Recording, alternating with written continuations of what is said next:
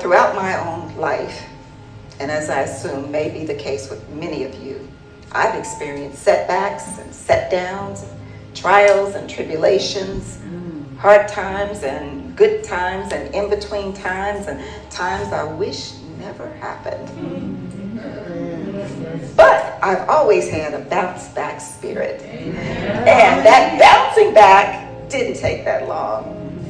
I always knew that even when things didn't go my way, and even if I didn't know how, I would always get through most things. But in 2016, something different happened to me.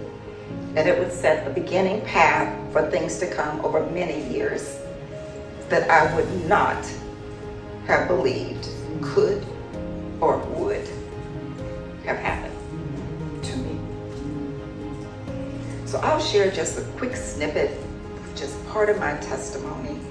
And in 2016, traveling to Mexico, I suffered a major life-ending blockage. I went from the plane to the airport in Mexico to the ambulance to a Mexican hospital. I was in the hospital for 5 days. They knew that I was fading fast and didn't know what to do. They decided that they would have to operate and just cut me straight down. Oh no, that's not what the Lord said. And so I was transported back to Georgetown Hospital, where they were able to prevent what could have been fatal. 2 months after that, found out that my granddaughter was coming, my firstborn grandchild. Near death, grandchild coming. 2 months later, I found out my husband was diagnosed with pancreatic cancer and was given only a few months to live. Yeah, you'd think that was enough. You'd think that was enough.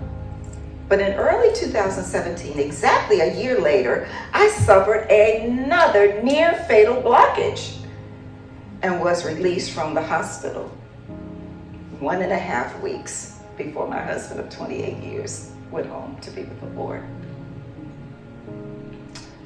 6.5 months later, I was injured in a near fatal car accident where the car flipped over several times, landed upside down.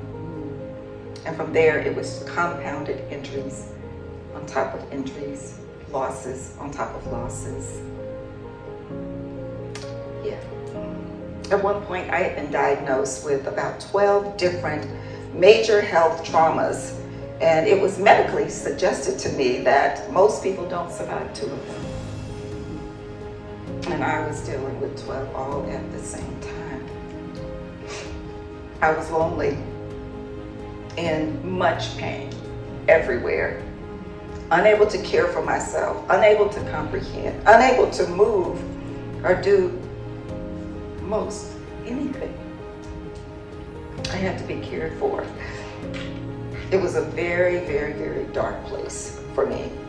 Pain and darkness surrounded me 24 hours a day.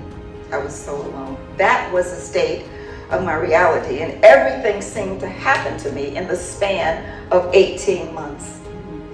God, I cried out, how will I get out of this?